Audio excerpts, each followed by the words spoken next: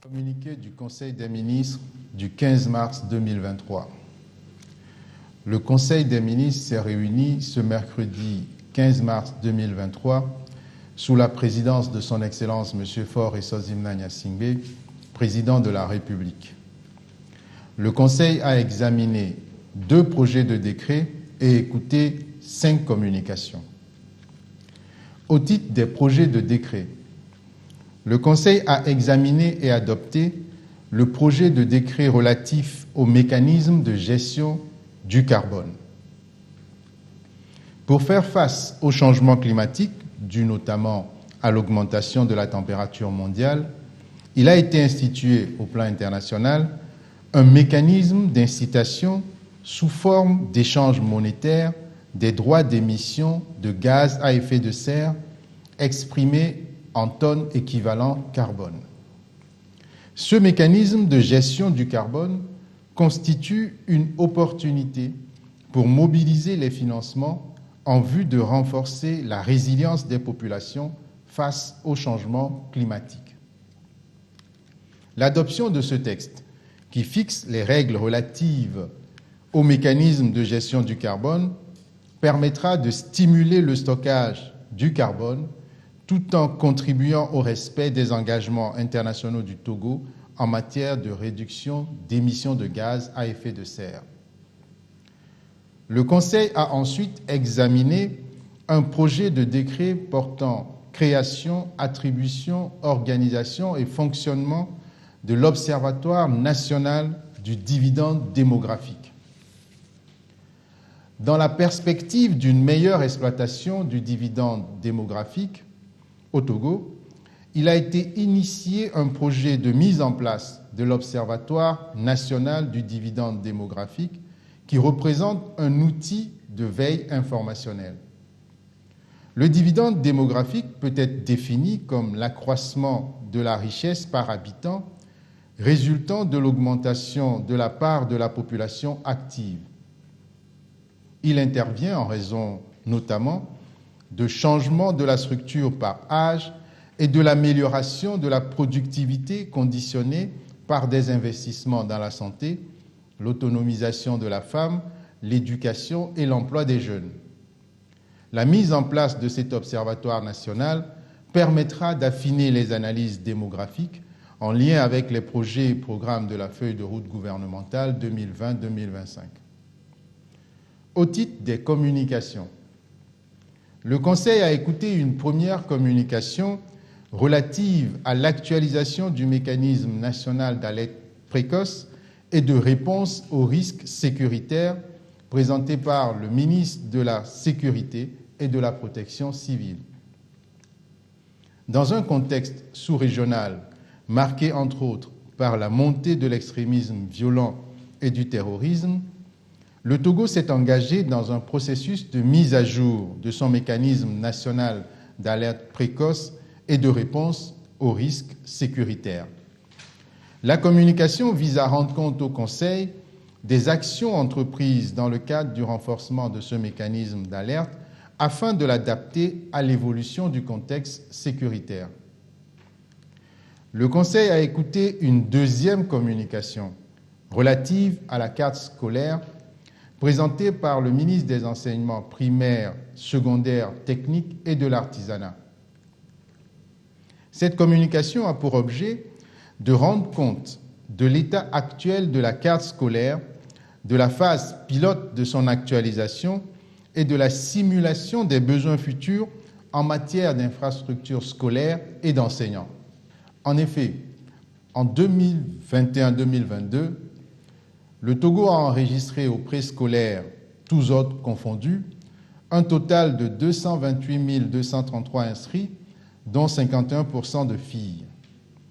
Au primaire, le nombre d'élèves inscrits sur la même période, tous ordres d'enseignement confondus, s'élève à 1 672 475, dont 49% de filles. Au secondaire 1, 633 358 élèves ont été recensés, dont 71% dans 987 collèges d'enseignement général public. Au secondaire 2, 188 479 inscrits avec la majorité dans les établissements publics. L'élaboration d'une carte scolaire nécessite de projeter l'effectif des élèves à scolariser afin d'anticiper les besoins, notamment la construction des infrastructures, le nombre d'enseignants supplémentaires à recruter et de planifier les coûts. Le Conseil a instruit pour approfondir les réflexions à un niveau stratégique sur les choix à opérer dans le but d'assurer durablement un accès équitable à une éducation de qualité. Le Conseil a écouté une troisième communication relative au bilan de la campagne nationale de reboisement présentée par le ministre de l'Environnement et des Ressources forestières. Dans le souci de restaurer les écosystèmes dégradés du Togo et de lutter contre le changement climatique pour garantir le bien-être des populations, le gouvernement a inscrit le reboisement parmi les priorités nationales.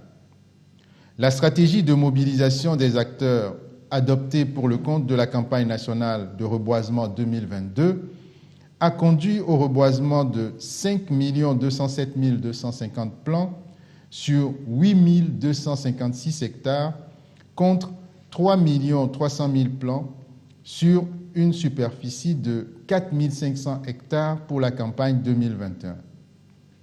Dans le cadre de la campagne 2023, il est envisagé la mise en terre de 14 millions de plants sur une superficie d'environ 11 000 hectares, dont 2 millions de plants pour la seule journée du 1er juin 2023. Le Conseil a salué la forte adhésion de tous les acteurs lors de cette campagne de reboisement et les a encouragés à maintenir la dynamique pour des résultats encore plus bénéfiques à notre pays.